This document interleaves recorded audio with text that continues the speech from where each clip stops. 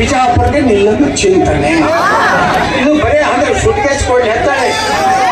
ಅವ್ರ ಪಾರ್ಟಿಯವ್ರು ಕೊಟ್ಕೊಟ್ಟು ಅವ್ನಿಗೆ ಸಮಾಧಾನ ಮಾಡಿ ಹೋಗಪ್ಪ ಬಾಯ್ಗಡಿ ಹಾಳಾಗಿ ಹೋಗಲಿ. ಇಂಡಿಗೆ ಹೋಗ್ತಾನ, ಇಂಡಿ ಒಳಗೊಂದು 3 ಮಂದಿ ಪಂಚಮ ಸಲ ಕೂರಿಸೋದು. ಇಂಡಿಗೆ ಬಂದಿರ್ತಾರೆ ಹೆಂಗೆ ಆಗ್ತೈತೆ ಅಂತ ಕೇಳ್ತಾನ. ಸಿಂಧಿಗೆ ಹೋಗ್ತಾರೆ, ಸಿಂಧಿಗೆ ಬಂದ್ರೆ ಹೆಂಗೆ ಇರ್ತಾರೆ ಹೆಂಗೆ ಆಗ್ತೈತೆ ಕೇಳ್ತಾನ. ಮುದ್ದೆ ಒಳಗೆ ಹೋಗ್ತಾನ, ಮುದ್ದೆ ಒಳಗೆ ಬಂದಿರ್ತಾರೆ ಹೆಂಗೆ ಆಗ್ತದೆ ಕೇಳ್ತಾನ. ಅಲ್ಲೆಲ್ಲ ಸ್ವಲ್ಪ ಸ್ವಲ್ಪ ಕೊಟ್ಟು ಕಳಿಸ್ಬಿಡ್ತಾನ. ಬಾಯ್ಗಡಿ ನಿಂತ್ರೆ ಸಾಕು. ನಾನು ಬಿಜಾಪುರದಾಗ ಹಿಂಗೆ ಕೊಡ್ತಿದ್ದ. ನಾ ಹೇಳಿದೆ ನನಗೆ ಗಂಡಸ್ತಾರೆ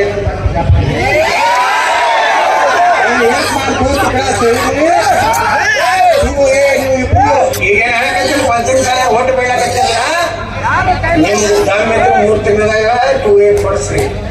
ನಿಮಗ ಮುಖ್ಯಮಂತ್ರಿ ಅಪಾಯಿಂಟ್ಮೆಂಟ್ ಸ್ಟೇಜ್ ಕೊಟ್ಟು ಕೊಡೋದು ಸಕಲ ಕೊಡಿಗೆ. ಇವತ್ತೇನಾದ್ರೂ ನಾನು ಯಡಿಯೂರಪ್ಪ ಕೂಡ ತೆಗೆದ ಬೊಮ್ಮಾಯಿ ಕೂಡ ತೆಗೆದ ಮೀಸಲಾತಿ ನಾನು ಕೊಡ್ಸೀನಿ. ನೀವು ನಮ್ಮ ಅಪ್ಪನ ಬಗ್ಗೆ ಮಾತಾಡಿ, ನಮ್ಮ ಅಪ್ಪನ ಮಾತಾಡಿ. ನೀನು ನಿಮ್ಮ ಅಪ್ಪ ಕೊಟ್ಟಿದ್ದು 2-8 ವರ್ಷ ನೋಡು. ನಾ ತಯಾರಿದ್ದೀನಿ. ನಾನೇನು ಅಂಜೂಡು ಮಗ ಇರೋದಲ್ಲ. ನಾನು ಎಲ್ಲದಕ್ಕೂ ತಯಾರಿದ್ದೀನಿ. ನೀ ಎಲ್ಲರೂ 4 ಹೆಣ್ಮಕ್ಳಿಂದ ಧಿಕ್ಕಾರ ಅಂದ್ರೆ ಯಾವ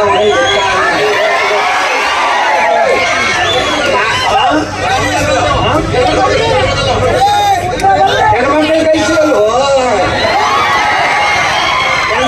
ಕಳಿಸ್ಬೇಕಾಗಿತ್ತು.